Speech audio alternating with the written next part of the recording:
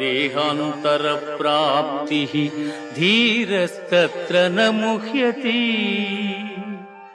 జీవునకు దేహమునందు బాల్యము, యవ్వనము, ముసలితనము ఇట్లు, మరొక దేహమును పొందుట కూడా అట్లే. కనుక ఈ విషయమున ధీరులు మోహమునందరు.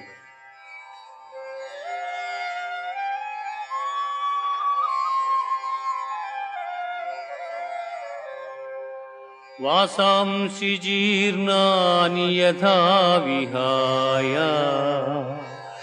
నవాని గృహ్ణాతి నరోపరాణి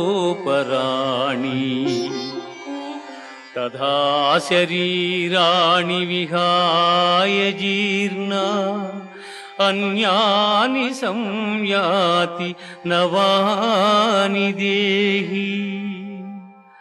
మనుష్యుడెట్లు చినిగిన వస్త్రమును వదలి నూతన వస్త్రమును ధరించును, అట్లు